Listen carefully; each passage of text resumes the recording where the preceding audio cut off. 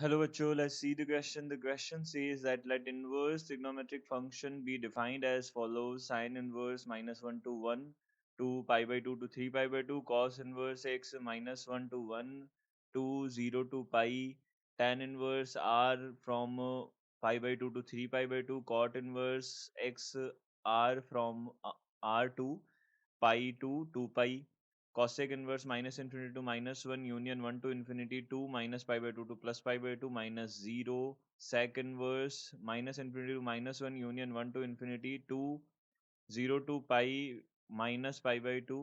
Match maximum value of expression in column first and minimum value of expression in column second to corresponding values given in column third. तो column third के साथ हमको correct value को match करना है कि क्या होगी। तो देखिए, सबसे पहले हम यहाँ से क्या कर लेते हैं, की कॉन्सेप्ट देख लेते हैं। देखो, यहाँ से हमारे पास में की कॉन्सेप्ट क्या होगा। सबसे पहले यहाँ पे की कॉन्सेप्ट होगा हमारे पास, we will use trigonometric formulas. अब कौन से क्वाड्रेटिक जो क्वाड्रेंट वाले फॉर्मूलाज है, जिसमें हम क्या बोलते हैं, ASTC, यानी कि ए का मतलब ऑल ट्रिग्नोमेट्रिक रेशियोज, एस का मतलब साइन एंड कॉसेक, उसके बाद में टेन और कॉट एंड कॉस और सेक, ये हमारे पास में ट्रिग्नोमेट्रिक रेशियोज होते हैं। इनको हम यहाँ पे क्या करेंगे, ये पॉजिटिव होते हैं इन क्वाड्रेंट्स में, तो इनका हम यूज़ करके यहाँ पे फाइंड आउट करेंगे कि इसकी रेंज में क्या क्या वैल्यूज़ है, और उसी के बेसिस पे हम क्या करेंगे, इसकी मैक्सिमम और मिनिमम वैल्यूज़ के बारे में देखेंगे। तो देखिए, यहाँ से सबसे पहले हमने देखा sine inverse X plus cos inverse X है हमारे पास। साइन इनवर्स एक्स जो है वो डिफाइंड है -1 to 1 to 3 pi by 2 to 3 pi by 2। तो साइन इनवर्स एक्स जो है वो डिफाइंड है -1 to +1 टू, यहाँ से pi by 2 to 3 pi by 2 में डिफाइंड है, यहाँ पे डिफाइंड है। और कॉस इनवर्स एक्स जो है वो हमारे पास डिफाइंड है, कॉस इनवर्स एक्स जो है वो हमारे पास डिफाइंड है -1 to 1 to 0 to पाई। तो यहाँ से डिफाइंड है -1 to 1 to 0 to पाई, ये हमारे पास डिफाइंड है। अब देखिए, यहाँ से हमारे पास में आया फंक्शन ये। अब हम इसको सिंप्लीफाई करते हैं। तो यहाँ से सबसे पहले जो साइन इनवर्स एक्स है वो pi by 2 to 3 pi by 2 में कैसा ग्राफ बनाता है, ये हमें हमेशा डिक्रीजिंग ग्राफ बनाता है। तो अगर हम देखें, तो यहाँ से इसका साइन इनवर्स एक्स का ग्राफ जो है -1 to 1 में, तो यहाँ -1 to 1 आएगा। और यहाँ से हमारे पास एक्स एक्सिस आएगा, ये हमारे पास में क्या हो जाएगा, वाई एक्सिस हो जाएगा। तो ये बनेगा। अब देखिए, यहाँ पे जो ग्राफ बनेगा, देखिए पाई बाई 2 पे तो 1 बनता है, तो पाई बाई 2 पे तो 1 बनेगा। उसके बाद में यहाँ से हमारे पास में ग्राफ क्या जाएगा, नेगेटिव में जाएगा। तो ये ग्राफ कुछ इस तरीके से बनेगा, ये कुछ इस तरीके से ग्राफ बनेगा। ये वाला जो पॉइंट है ये हमारे पास, ये तो हो जाएगा पाई बाई 2, ये हो जाएगा हमारे पास पाई, और इसको आगे बढ़ा देते हैं, ये हो जाएगा हमारे पास में 3 पाई बाई 2, ये वाला पॉइंट हो जाएगा 3 पाई बाई 2, ये बनेगा। ये ऐसा कुछ ग्राफ बनेगा। और इसी तरीके से कॉस इनवर्स एक्स का तो हमको पता ही है, कॉस इनवर्स एक्स का ग्राफ जो बनता है वो 0 to पाई में बनता है। तो यहाँ पे ये एक्स एक्सिस हो गया, यहाँ से ये -1 to +1 ये बन गया, और इस तरीके से हमारे पास में ये ग्राफ बन जाएगा। अब अगर हम देखें तो ये दोनों ग्राफ ही एक ही मोनोटोनिसिटी के हैं, यानी कि ये हमारे पास में दोनों ही ग्राफ डिक्रीजिंग है।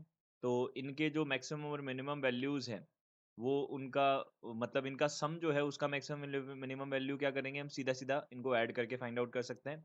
यानी कि हमारे पास में हमको क्या चाहिए, हमको चाहिए range of sine inverse X plus यहाँ से कितना है, टेन इनवर्स एक्स है, ये हमको चाहिए। Sine inverse X plus cos inverse x चाहिए। तो यहाँ से हमारे पास में साइन इनवर्स एक्स का जो मिनिमम वैल्यू है वो कहाँ पे आ रहा है, 1 पे आ रहा है। तो यहाँ पे 1 पे, और कॉस इनवर्स एक्स का भी 1 पे आ रहा है। तो हमने यहाँ पे सीधा सीधा 1 पे दोनों की वैल्यू 1 पे देख ली।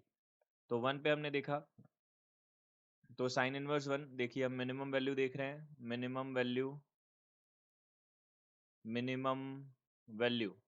तो मिनिमम वैल्यू कहाँ पे आएगी, जब इनका रेंज का वैल्यू मिनिमम होगा, यानी कि एक तो इसका तो आ जाएगा पाई बाई 2 पे, और इसका आ जाएगा हमारे पास में 0 पे। तो यहाँ पे पाई बाई 2 पे तो इसका मिनिमम बना, और यहाँ से मैक्सिमम कहाँ बनेगा, रेंज में हम देख सकते हैं मैक्सिमम हमारे पास कहाँ बनेगा। देखिए 3 पाई बाई 2 इसका मैक्सिमम 3 पाई बाई 2 है, और इसका कितना है, पाई है, तो यहाँ से कितना हो जाएगा, 5 पाई बाई 2 बन जाएगा।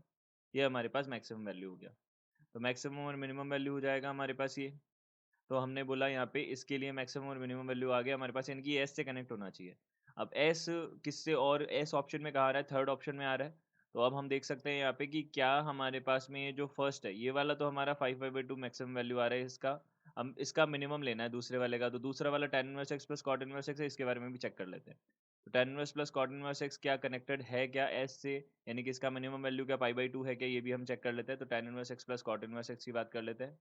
तो यहाँ से देखिए, यहाँ से क्या है हमारे पास tan इनवर्स एक्स जो है वो डिफाइंड है।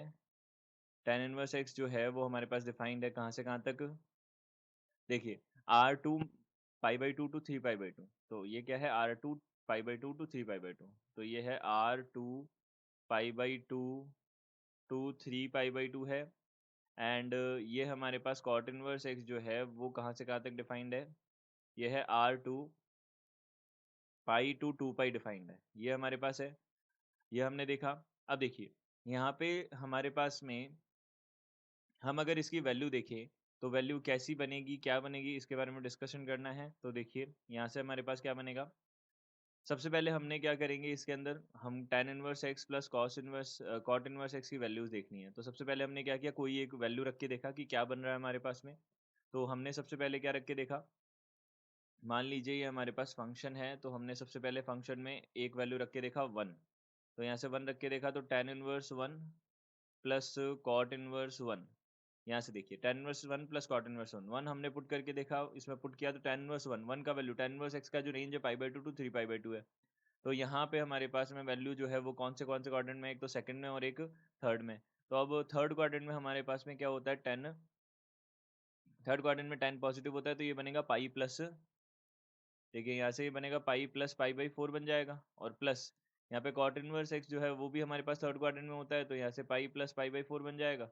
तो यहाँ से 2π प्लस कितना आ गया, यहाँ से π/4 आ गया, ये बन गया हमारे पास में 2π प्लस π/4 2π प्लस π/2 बन गया, तो ये 5π/2 हो गया।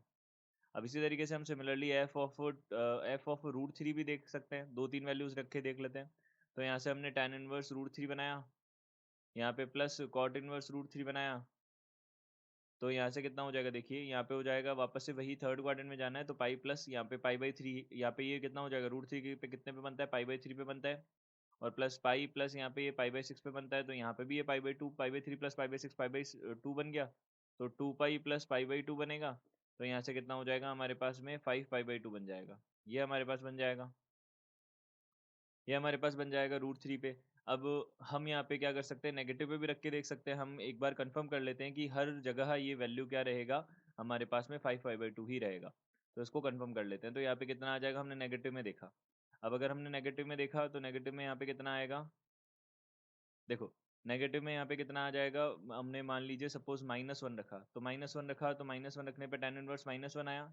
अब tan इनवर्स का वैल्यू नेगेटिव कहाँ जाएगा, सेकंड क्वाड्रेंट में जाएगा, तो इसको हमने लिख दिया पाई, ठीक है, प्लस हमारे पास कॉट इनवर्स भी है वो भी लिख देते हैं।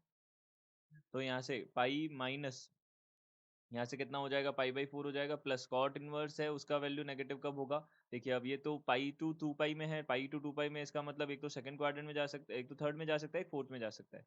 तो यहाँ से हमने बोलेंगे 2π माइनस, यहाँ से 2π प्लस कितना हो जाएगा, यहाँ पे 2π माइनस π/4 आ जाएगा, ये बन जाएगा। तो यहाँ से हमने देखा 3π हमारे पास, 3π के साथ में कितना आ रहा है माइनस में, 3π माइनस यहाँ से कितना हो रहा है, π/2 हो रहा है, यानी कि 5π/2 बन रहा है, यानी कि इसका फिक्स ही वैल्यू रहेगा हमेशा, ये वैल्यू किसके इक्वल जाएगा, 5/2 के इक्वल ही जाएगा। तो इसकी रेंज जो है हमारे पास में कितनी आ जाएगी, रेंज जो है वो हमारे पास आ जाएगी 5π/2 आ जाएगी।